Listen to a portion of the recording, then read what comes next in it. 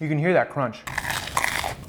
The team over at Food Theory, who, if you're not familiar with them, they also have movie theory and game theory, which I'm a big fan of, tried to create the ultimate burger using an AI. As being someone who loves burgers and who grew up eating a lot of burgers, let's see if we can improve food theorists' ultimate burger. But please explain to me what this is. I very much appreciate your scientific deep dive into how to make the ultimate burger using an AI. I'm even going to break down how your burgers could have been improved, both the Steffi Patty and the Maddie Patty, which are amazing names, by the way. And on top of that, how we can improve the ultimate, not so ultimate Dissonant Burger. Welcome to the lab. Now, for us to really understand how to improve this burger, we have to make the original first, and that's exactly what I did. We start things off with 2 pieces of toast, untoasted bread for a burger.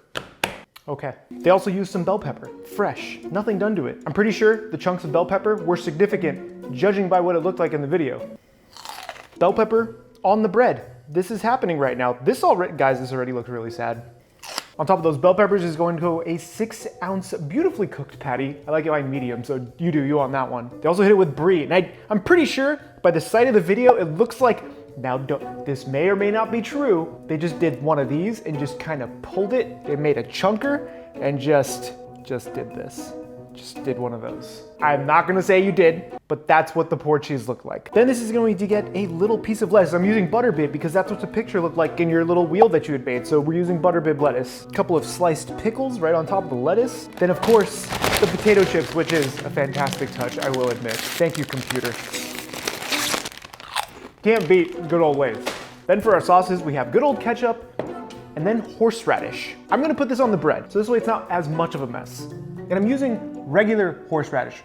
You may have used a creamy horseradish, which I hope you didn't. And there it is, the Dissonant Burger from Food Theory. What? Now that we have this monstrosity, we're just gonna take a big old bite. We should cut this in half and see what the cross section looks like right now, so we can show you the other cross section for the improved Dissonant Burger later. At least you get some crunch. Okay, let's see what this looks like. I'm actually kind of curious. That is not a bad cross section. Look at that. That is not a terrible cross section. And the burger is nice and hot still. Okay, I'm okay with this. I'm just gonna go right in the middle. Let's see what this tastes like.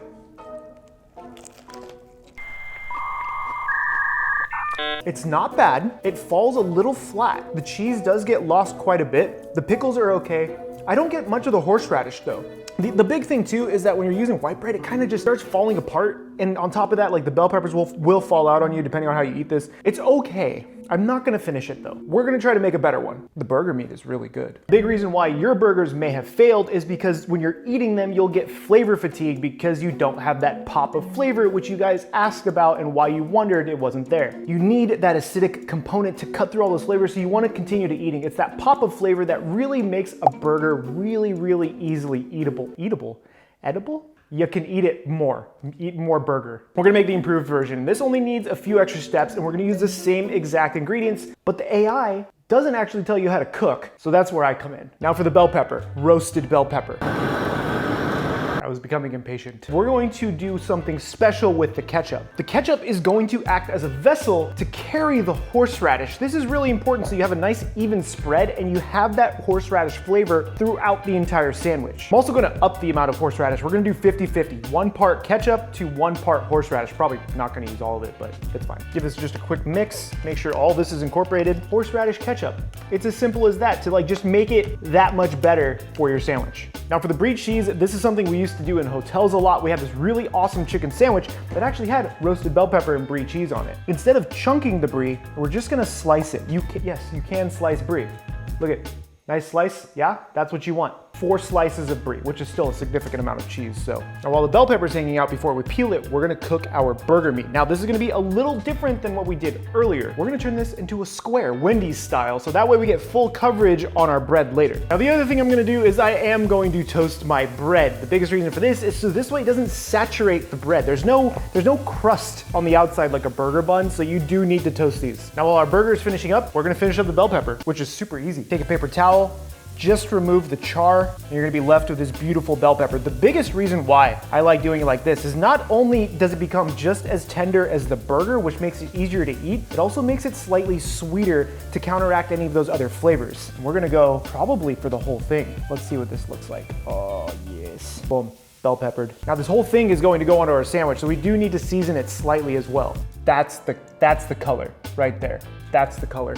Toast is ready, our bell peppers are ready, everything else is pretty much ready to go. Our burger is resting, which I have to turn off the heat. And in my awesome notebook, I did take notes for this. Can you see the picture? That's the stack. We're gonna change the stack only slightly. First up on the stack is our bell pepper. This is gonna give us full coverage all over the bread. Since the bell pepper is relatively dry now, we're going to be able to put the burger on top without it leaching any liquid into the bread. That's a theory anyways. A food burger right on top of the bell pepper. Then we're gonna go with our cheese. Looks so sad and cold, so it was in the fridge.